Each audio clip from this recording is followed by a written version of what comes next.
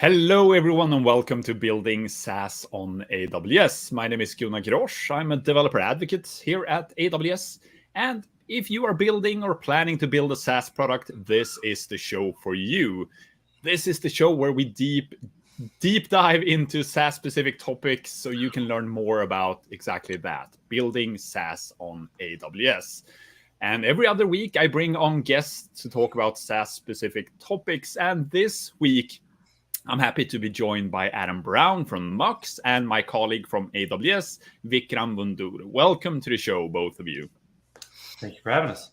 So let's do the regular lightning round of introductions. Adam, first. Sure. Hi, I'm Adam Brown. I'm one of the co-founders and head of technology at Mux. Been doing video technology for quite a few years, particularly in the cloud, and happy to be here to talk about it today. Great to have you. Vikram? Hi everyone, this is Vikram Vunduru, and I work here at AWS as Solutions Architect. My role at AWS is to be trusted advisor to all the customers in developing and improving their solutions on AWS. And so far, I have worked with more than 130 customers here at AWS.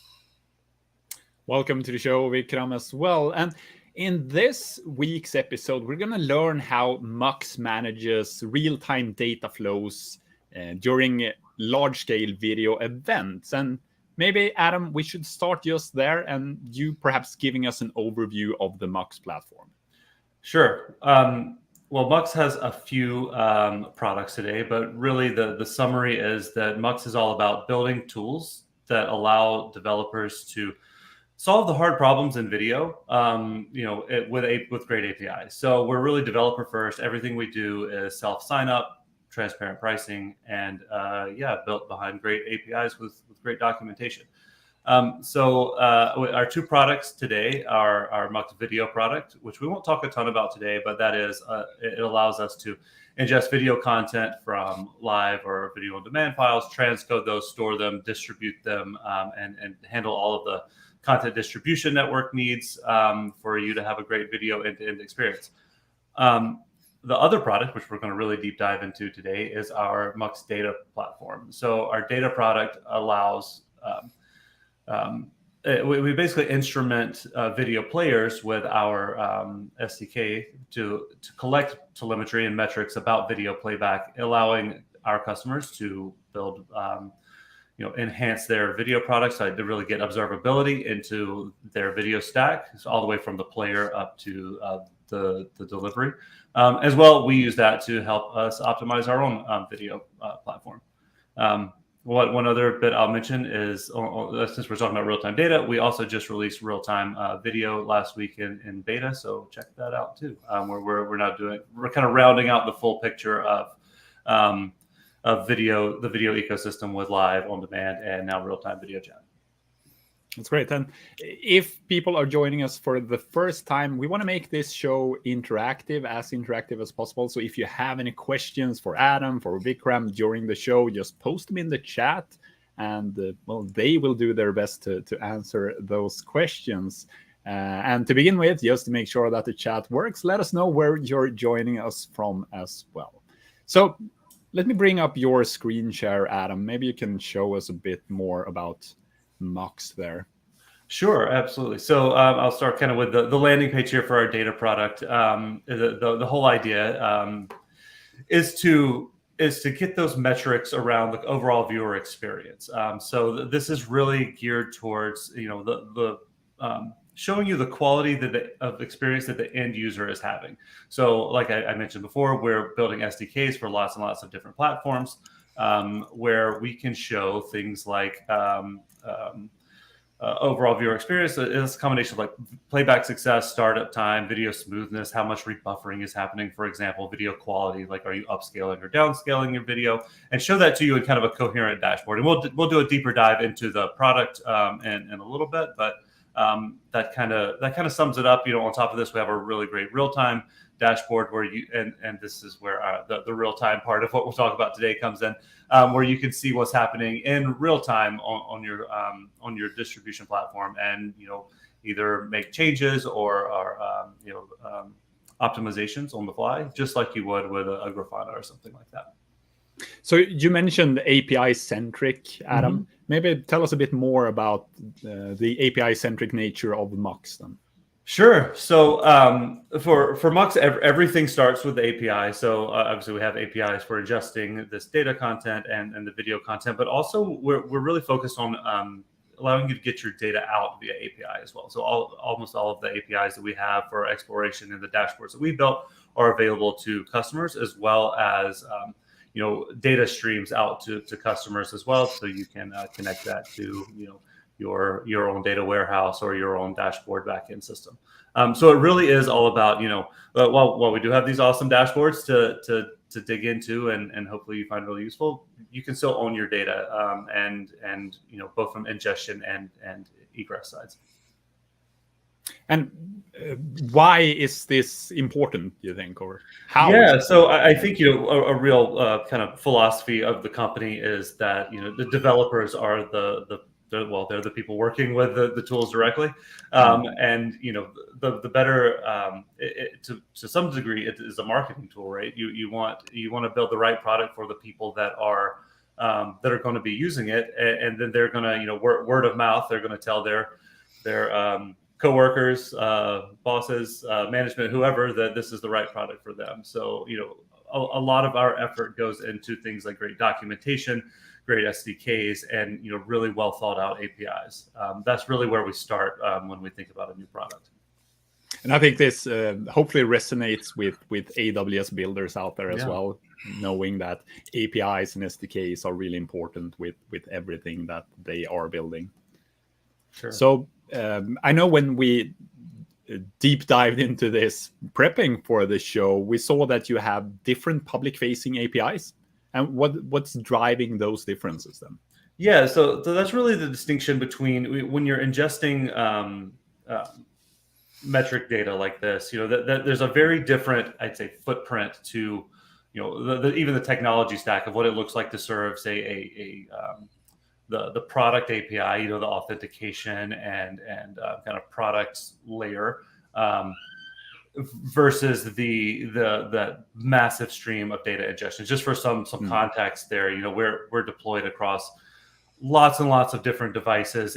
When you're anything you can think you're going to play video back on, our SDK hopefully works there. So it's sitting beside a video player, everything from HTML5 to Samsung Tizen TVs to Roku's and Android devices. All of those different SDKs are out there, and people watch video on massive scale. So as people are watching video, they're speaking back this telemetry data, and that data stream is large. It's not uncommon to sit at 500,000 to 1 million requests a second, and that looks very different from a kind of application layer API. And so it's really, fundamentally, two different technology stacks for ingestion and the kind of, customer-facing API side of this. I just want to add a quick point over here, as the discussion is more going towards API centric and a lot of API discussion is happening. So I just want to quickly drive you towards, like, Amazon provides API Gateway, which is a fully managed service, and it actually makes easy for developers to create, publish, maintain, monitor, and even secure APIs at any scale. And if you want to just hear about the pricing, it comes with 1 million calls for free, and later it comes for just almost negligible price, which is almost $1 for each million HTTP calls. And for REST API, it is just $3.5 per million. And back to Adam then, also the SDK that you mentioned, how does that work for development? Right. Well, for our end user, it's hopefully as simple as, the simplest version is include an HTML, or a JavaScript tag in your HTML, and maybe a line or two of JavaScript, and it finds the video elements on your page. For Android and iOS, obviously these things need to be compiled in, but really it's kind of a simple include, point it to the video player, and that's about it. On the development side, this gets a lot more tricky. I think one of the things that we've really run into as a major area of complication is one, all video players on all these different platforms don't work the same. And so a lot of effort goes into just kind of normalizing the output from video players to kind of fit our data model. And so there are custom, folks that work on each kind of platform, and and that's a complicated task. So we've scratched the surface so far, but I think 10-11 minutes into the show, I think it's time to start actually showing something as well. So Adam, let's show a demo of Mux. Yeah. So here's a demo page of our data product. So this is the first landing page, and Mux has been around, I guess, about six and a half years now.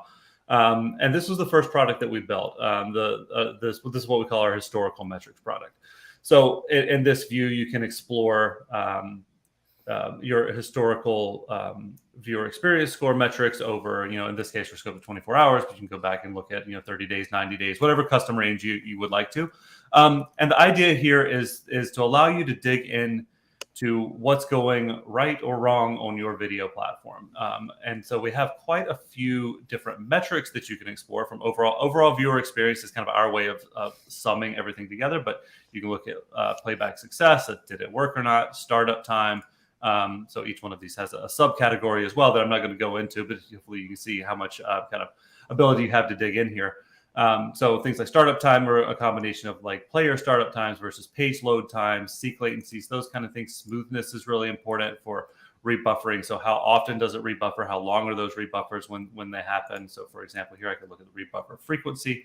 And finally, video quality, upscaling, downscaling. So an example of that, are you delivering 4K to a 240p screen? Like that doesn't necessarily make sense for your bandwidth cost, or vice versa. And so you can really explore all of these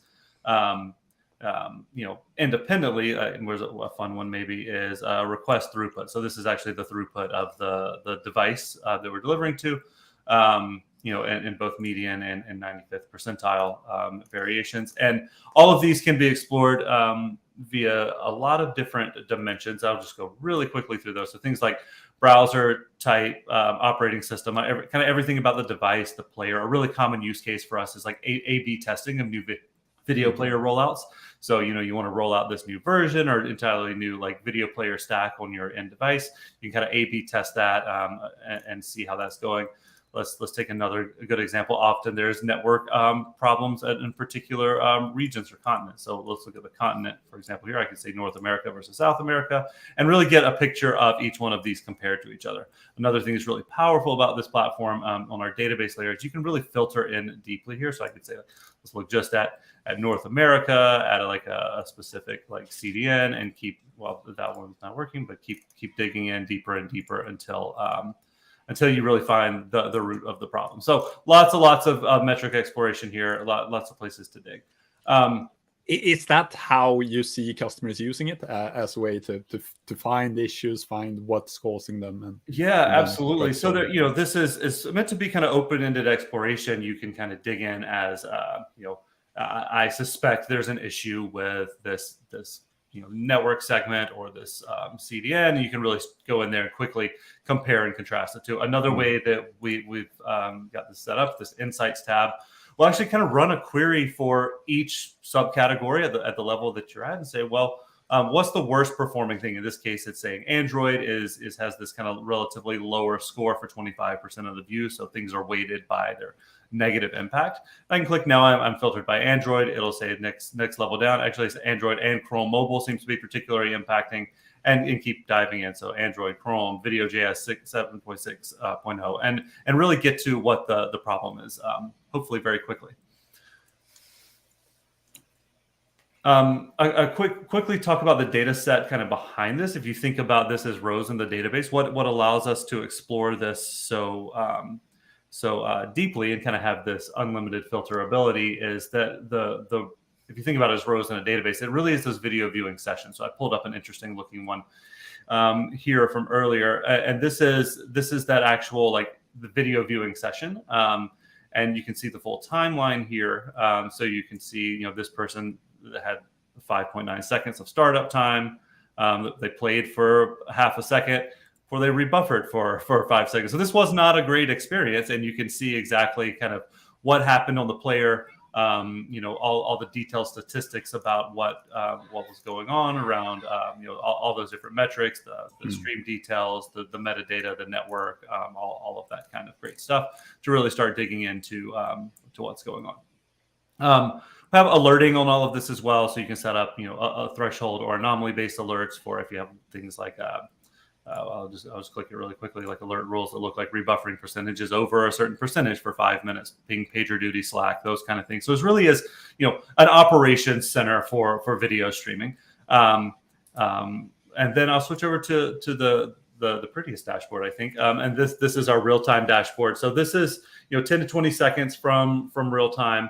What's going on right now. So this is that, this is analogous to your Grafana, your Datadog, one of those kind of tools.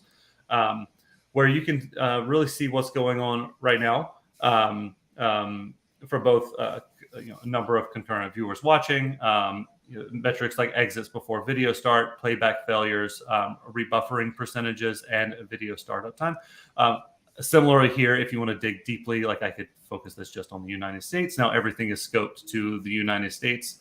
And continue to dig in here, like much of that same filterability still is maintained here. And one really useful thing, you can dig in here to like rebuffering percentages and see all those stats broken down and ranked by what's performing most poorly there on those specific metrics. This is something that we really built for live events. So we've run really large scale live events on this product. With millions of concurrent viewers, where those operators are able to put up different screens. Say let's have one screen for this CDN, one screen for this CDN, one screen for this country, whatever they're looking at, and really say in real time we're seeing issues here. Let's make real time routing decisions around how we're delivering our content. How do you achieve that real time data then when there's multiple parties involved? When you say multiple parties, you mean from our customers? Well, say for multiple CDNs and so on as well. So all of that is really coming in from that end user device. So that device is categorizing. Our SDK on the end client knows that this content's coming from CDN A, B, or C. And all of those stats that's coming back in that data stream, and we're just processing very quickly that data stream and turning it back into these real time feeds. Well, the one last thing I'll mention there is around our early discussion about data flows and SDKs. All of this data also has export streams. So what we see people both feed this into their metrics collection systems and build their own custom dashboards on top of it, both from the historical metrics and the real-time metrics, as well as like ship it directly to partners that can do things like real-time DNS routing based on this data stream itself. So it really is up to you what you want to do with this data stream. And you mentioned something you call the platformization approach. Yeah. Can you elaborate a bit on that? Sure. Maybe? So that really is speaking to our SDK, our APIs as a whole. So we have across both our video and data and now real-time APIs, like one way of managing access, tokens, and really just and all the documentation and SDKs should be all encompassing of all the products. So that's really just while we do have these discrete products. Again, hopefully to the benefit of the developer, we are, focused on having that all behind one unified platform. And are there specific industries or verticals that you've seen have the most success using this? Yeah, well, I'd first say it's all self sign up, right? So we want it to be available to really anyone. With the data product in particular, we see a lot of success on that larger kind of media and enterprise focused group where you have a large distribution. You're capable of even making these decisions around routing, and you're at the point of like optimizing your network stack. a lot of our video product is focused on people don't even know how to get started with video. And when you don't even, you're not even at the place where you have good video playback working at all, and you're building transcoding pipelines and those kind of things. That's really a slightly different segment, but segment wise, I think our data product really fits nicely for once you've got your your established platform and you want to really dial in those optimizations. And well, this your dashboard, that's something that you've built yourself, right? That's right. But Vikram, I think you probably have other options of how you could build dashboards as well, right? Sure. Yeah, I can actually comment on that. So at Amazon, we have different monitoring and dashboard tools, and there are different areas where you can use different tools. So we have like for specific purpose, we have specific tools which you can actually use them. For example, we have if you want to monitor AWS resources by itself, you can actually use CloudWatch monitoring, and even set up alerts, which Adam was talking about. Is you can set it up using simple notification service.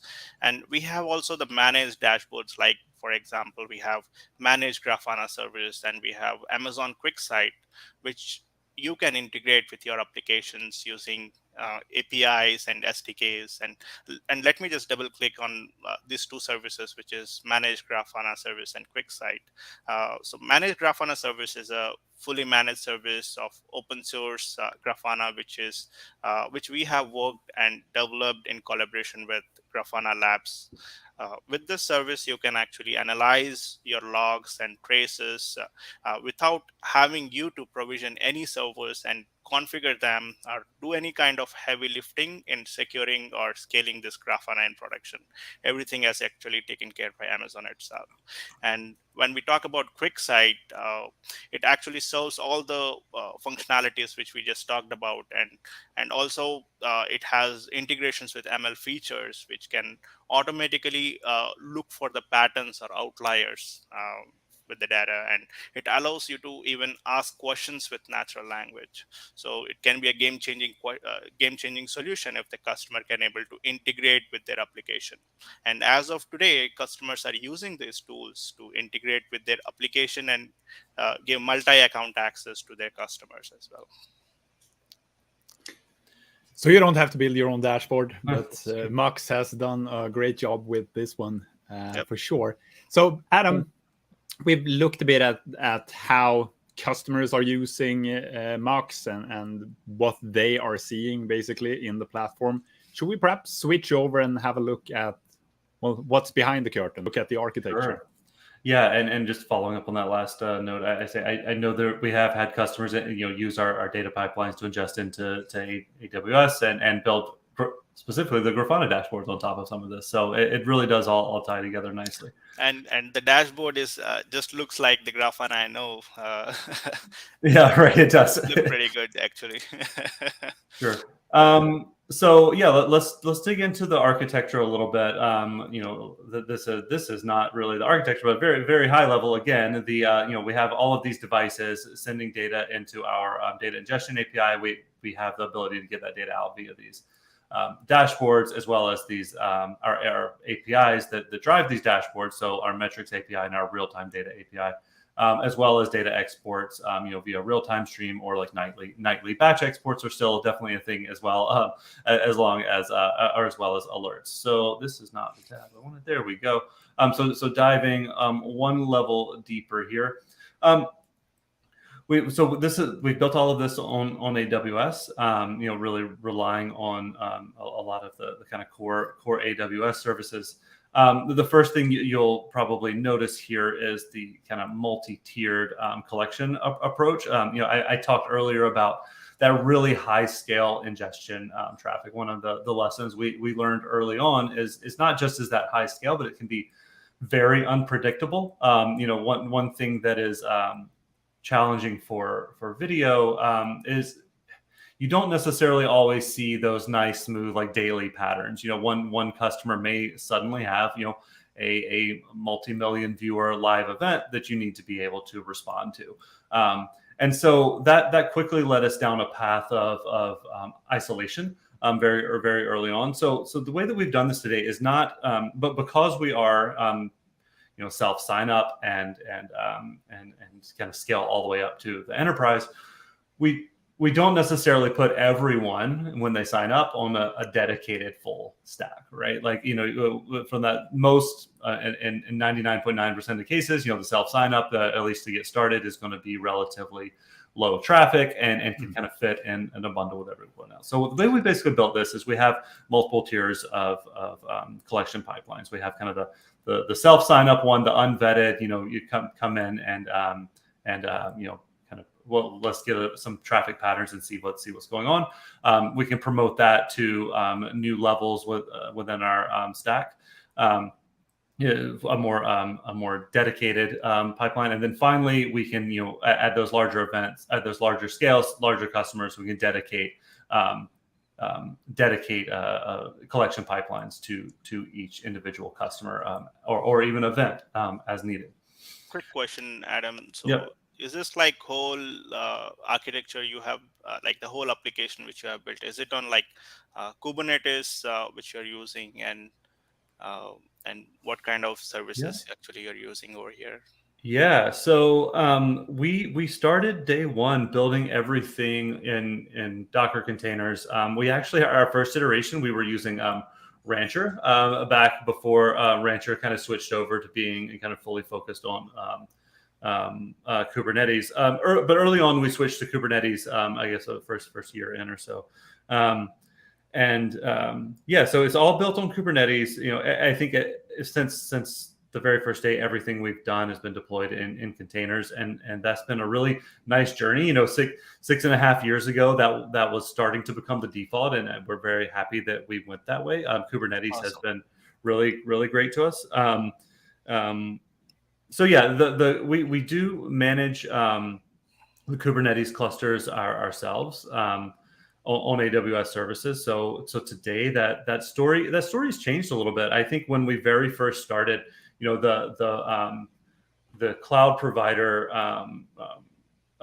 managed solutions were very early. That's one of the things that led us to building it ourselves. As those progressed, I think the cloud provider solutions are in a great place today, but kind of in an interesting turn. The open source, the things like Kubernetes cluster APIs and the ecosystem around managing, that has come a long way too. So we've really stuck with that kind of latter story of managing and running it ourselves on AWS kind of core services. When you say when we got started, how many years ago were we talking about that? About 7 years ago, I guess, when we broke ground. Right. So does that mean that you've looked at now these days when there are, for instance, EKS as an option? Is that something that you've looked at? Yeah, it absolutely is. And we have used those kind of things for a lot of purposes that aren't necessarily our full production data pipeline.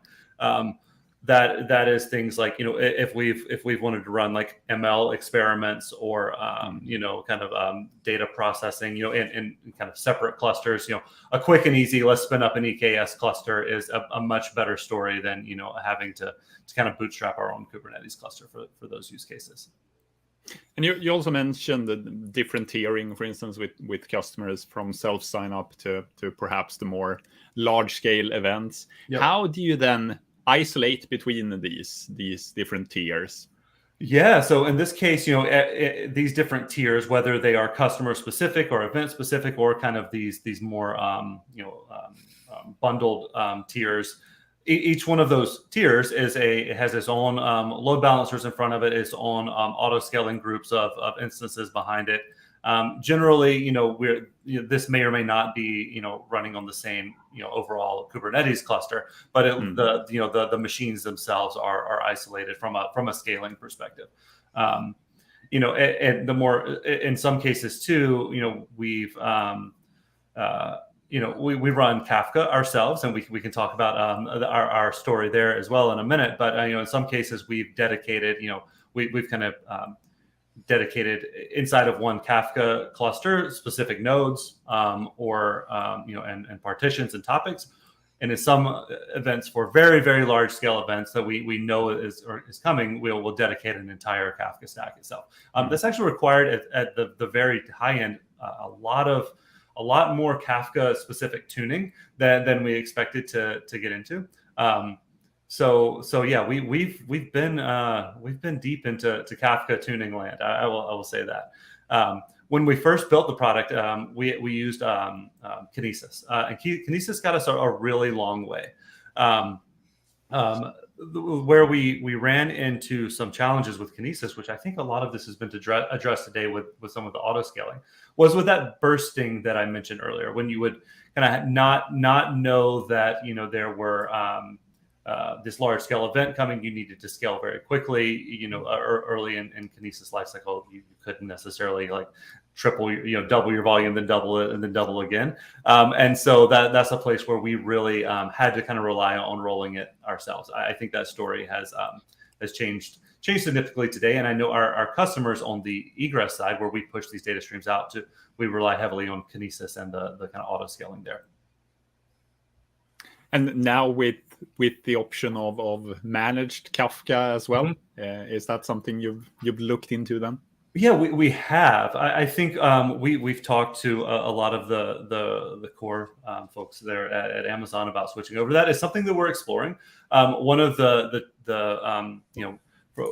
we know it would work. I think there's a question of, will it work from a cost effective? At this scale, when you're doing this much throughput, it really becomes a minor inefficiency becomes very expensive. And so it's something that we're actively working on and looking at. I think what we're actively digging into is all of this tuning that we've had to do down at like the JVM layer and things like that in Kafka to get the performance that we want. It has the managed Kafka services been tuned that way for, and this is very specific to our use case, right? Like our use case is like every message is almost the exact same size. They're relatively small, and there's just a ton of them. And so it's something that we're working with the MSK or MK as well, the managed Kafka team on. Yep. Right. I just want to be clear. I'm not pushing you towards CKS or MSK. This is public service announcements. Yeah. Making sure that people know the options out there. All right. So let's continue with the architecture. And we've started off with the load balancing, moved through the compute layer. We have the Kafka that you mentioned. What do we have next? Yeah, so you'll see a lot of Kafka here. We rely on Kafka quite a bit throughout all of our systems. But this collection layer is basically taking those beacons from our SDKs, getting them as reliably as possible onto Kafka, and then that hits our processing layer. And our processing layer is something that, again, we built in-house specific for this use case. Almost everything we do is Golang microservices. These collectors are Golang HTTP servers. Our processing layer is Go services that we built ourselves. Really, for this use case of we wanted to power both this historical metrics, but powering that real-time dashboard was the challenge there. And that is we're collecting all of this data, aggregating it down to the view level, to the customer level, being able to aggregate by all of those different dimensions, like I mentioned earlier, CDN, location, custom metrics that users have. And doing that aggregation in this processing layer that we built. We actually went through quite a few. We tried a lot of open source tools there and couldn't find anything that really fit our needs. We looked at things like and again, this was built 5 years ago, and this streaming real time ecosystem has changed quite a bit. But things like Druid at the time didn't really fit. That was the closest we got to something that would work in real time. But like I said, we ended up building it ourselves. It's been a lot of work to kind of to maintain for sure. But it lets us, we have full customization. It does exactly what we want it to, and it lets us get that kind of throughput that we need very, very cost effectively. Out of that, all of our database layer, we've written about this quite a bit. We're big users of ClickHouse. ClickHouse database is actually what powers our both historical database as well as that real-time metrics database. And so those are very different use cases that we've pushed. I think ClickHouse kind of in very different directions, tuned it very differently, very different schemas. But we've been really, really happy with the performance there. And again, all of that is managed by us, running on kind of AWS core services and in Kubernetes. And out of all of these services that we see and we've talked about in the architecture now, do you all have them as options like pooled or siloed based on the tiers or the customers? Yeah, it depends. We do for our historical metrics database, we don't necessarily split that one out unless there's a really large scale event. It's just kind of easier, inside of these database tiers. We can, it depends on how you're thinking about kind of partitioning here. Inside of these clusters, in some cases, you can dedicate machines to certain, partitions. We do a bit of that generally at that layer versus kind of completely independent pipelines where the load is not necessarily ingestion load at that point, is query load. So we said dedicate, query resources to this subset or that subset. And you talked, Go ahead, Adam. I was just saying that, but that's really more kind of logically separated at that layer than kind of this fire hose that we get at the collection edge. Right. And you mentioned large scale events quite a bit and live streaming video, but this is also for on-demand video, right? Oh yes, for sure. It's for any type of video playback, live or on demand. But it's where generally you don't have, a million people joining a video on demand stream at once. So live is really the scaling challenge, typically, or at least the unpredictable piece of it.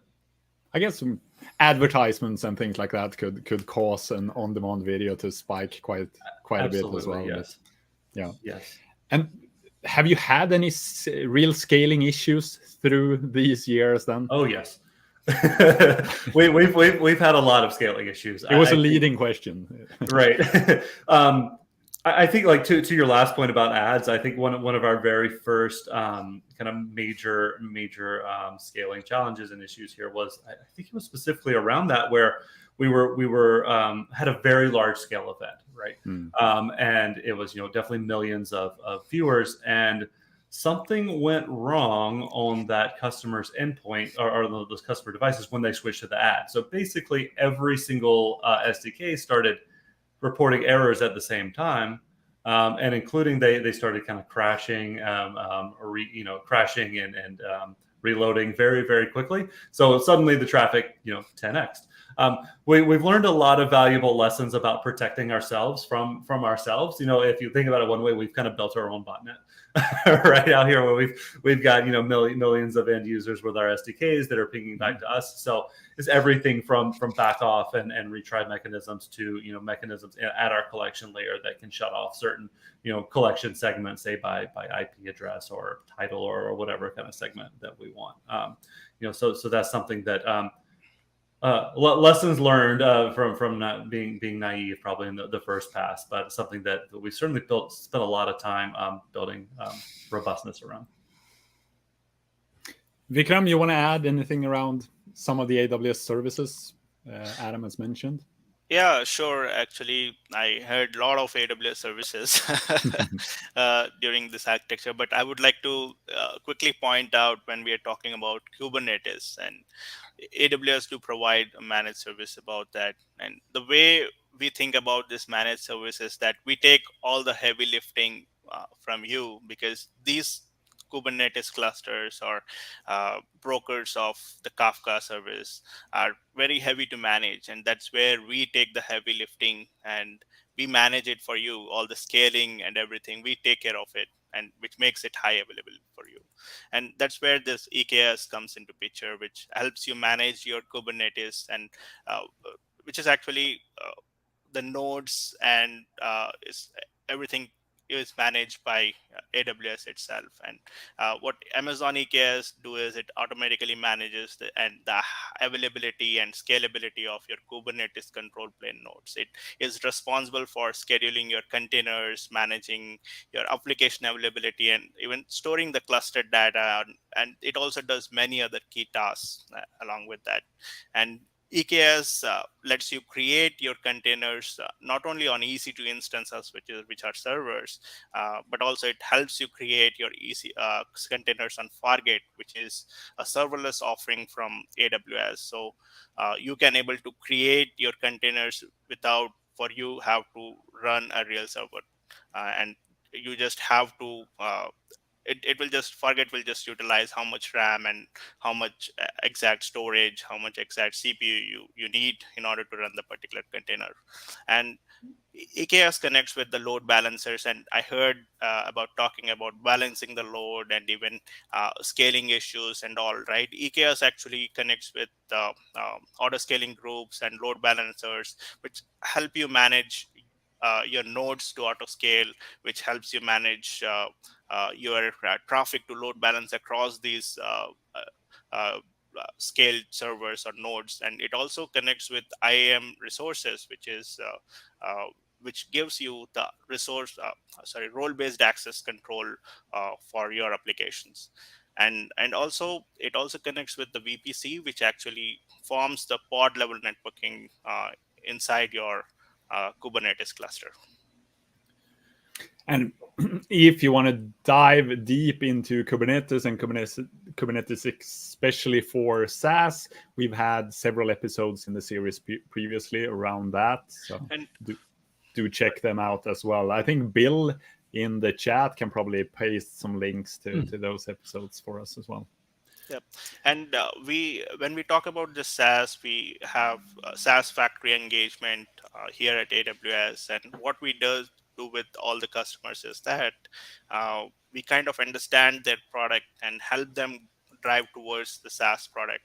And that is where all the startups and all the investors are looking for in future, right? So that is where we help the customers. We understand their scaling issues, we understand their end customers, and we understand what kind of isolation they need, and we kind of create a pipeline of sessions which is delivered by SaaS Factory.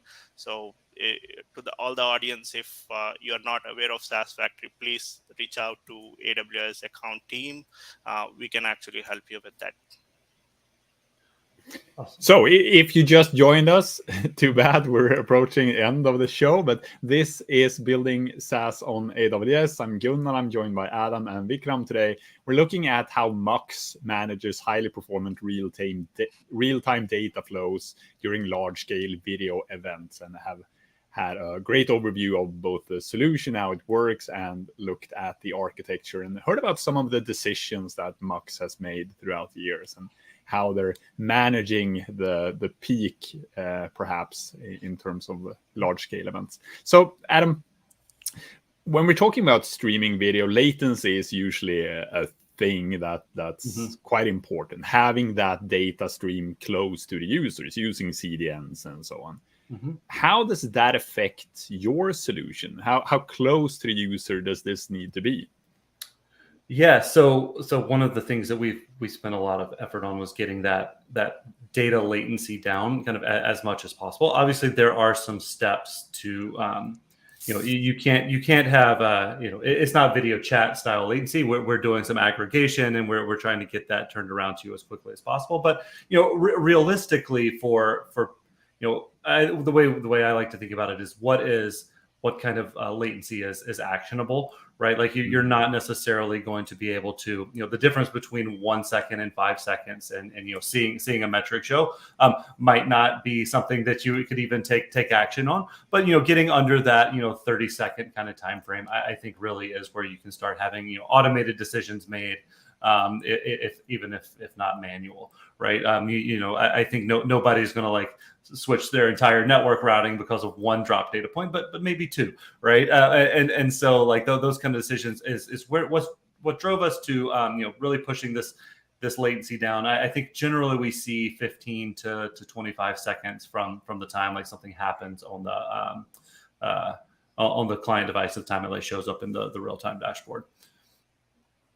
And are you leveraging multiple regions then for these architectures, or? Oh, good question. So yeah, a lot of this is is for a single customer going to a single region for getting all of that data aggregated as quickly as possible. But we do have multiple regions deployed for, particularly like for the EU, for both performance for EU customers and like data privacy concerns. So all of the data pipeline is collected, stored in the EU if you opt into that.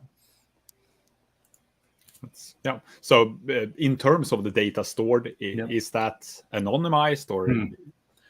Yeah. So as you could see earlier, there's quite a bit of kind of really detailed data about that end user. What we do is at the very first level, right, as soon as we can, we strip away like any kind of identifiable information, like IP addresses. Obviously, we do a bit of geolocation, but as roughly as possible. We don't care what your address is, right? For this, we care kind of what general region of the world you're in. So we do our absolute best to strip away anything that is PII. Obviously, the nature of collecting metrics. The edges see those IP addresses, user agents, and things like that. But we minimize PII as much as possible. Other than that, there's no. This is about performance. This is about like the technical systems, not about the people, right? And so we're really building this for optimizing network or optimizing your platform, not for like ad targeting. We don't sell this data to anyone. We just ship it back to the customer. So we have a question in the chat, which I think is an interesting one from General. Do you have plans for next steps for the solution, moving to MSK serverless or so? We're exploring, things like MSK. This is really at this point, part of it is a cost and performance optimization question where we really have to go in there and try it out and run it at scale. Today, if we were building it from scratch, I think we would absolutely start there. And see how far it gets us today, because we've kind of put in the effort and it is working well for us. There's not a ton of pressure for us to move there, but let's put it this way. I would not recommend starting by building all of this from scratch, right? All of this from scratch. I would certainly recommend starting, and like we did with Kinesis early on, and see where that goes first, because we spent a lot of cycles on getting this stuff really optimized for our use case. That you probably don't need to start there. That's good. All right, thanks for the question, General. And I have a question for you, Adam, as well, around how, given that you have, you have some siloed parts of the system for specific customers or specific events. How do you work with updates or new versions of your application or system? How do you roll out those? Yeah, so at this point, we start relying on Kubernetes very, very heavily. Our API or our deployments are more or less Kubernetes update the image tag. It's all automated through our CI pipeline, but there's not a lot of special deployment strategies or anything like that, other than kind of slow rollouts. Between these tiers, we can use these different like low pri and kind of canary tiers to test out changes and slowly kind of release them through the pipeline. But as far as like the technical bits behind it, we rely pretty heavily on Kubernetes for like managing those rollouts. Yeah, using one of the benefits of using Kubernetes. Absolutely. Yeah, one thing on the kind of testing side of things that I probably should have touched on earlier, we mentioned this high scale and like these large events. Several times we've had known upcoming events that were going to be 2 to 3 times X the size of our previous peak. So load testing and like preparing for that has been an interesting challenge. This is a place where we've actually used things like Fargate and NECS quite extensively, where we've been able to write kind of traffic generation, load testing bots, and deploy them around the globe, scale it all up, and see how the traffic looks, and the performance looks from all over the world, and do that very, very quickly. So that is something that we've really relied on, mostly like ECS and on Fargate to scale that up and run these large scale tests that are generating like I said, millions and millions of requests per second, and test out these services. Oh, that's interesting, because testing those large scale events must otherwise be a challenge. Yes, yeah, and even like simulating that traffic to any kind of realistic degree turns out was a real challenge. The first time we did it, we wrote a bunch of code trying to simulate it, and then we ended up that worked okay. But we definitely missed the edge cases. After that, we took some strategies like, okay, well, let's capture all of that data, at this like initial Kafka layer from one of these large events. Let's multiply that traffic and feed it back through. And so now today we use kind of multiple strategies there, both of client traffic generation as well as like replay of historic events, where we can like anonymize and duplicate that traffic as well. And like I said, that's the place where, okay, we're going to scale out these systems to like do this load testing. We want to do that very quickly, very efficiently, like, throw that at EKS or Fargate. And it's really nice tool to have in the tool bag. And I'm just hearing about this large scale events many times during this session, and I believe most of our audience also go through this process maybe once a month or a couple of times a year. So I just want to call out that you can actually reach out to your account team during the large scale events if you're planning for anything at least 2 weeks before, just to plan out the infrastructure, about the scaling issues, and you can raise your quota limits just to make sure that you have the compute, storage, and everything handy so that you can scale up at any time if your load increases by 10x or 20x. And the other thing which I would like to point out is you can actually purchase enterprise support for that particular day of large scale event, so that if there is any support you need from AWS and you don't have like enterprise support, which has lower SLAs compared to what you might be using, then you can actually purchase for that particular day, and you can use that as well. That's a good call out for sure. When you know that large scale events are happening, preparing for those, it should definitely be one of the important things. All right, so we are approaching top of the hour, so time to round off. Anything lastly you want to add, Adam, around what you're doing at Mux? You're probably hiring. That's usually one of the call-outs. Certainly hiring, but also releasing quite a few new products. So last week we announced kind of a beta versions of our real-time video API. So that is building video chat applications and things like that. Also, we're releasing a video player, which we announced last week, as well as kind of an open source set of tools for building that client-side video player that integrates obviously really, really nicely with both our video system and our data system, as well as some interesting things on the what we call the studio side. So like ability to composite video streams together in the cloud, and yeah, so check that all out on the website. But open sign up right now for our beta for real time. Would love to get eyes and code on our platform for that. And where do people find that? That'd be at mux.com. And if you want to look at, I think there's a banner page there. Let me pull it up. I had it pulled up earlier. So yeah, if you go to mux.com, you're at the top. Real-time video is now in beta, and you can learn more about real-time video here.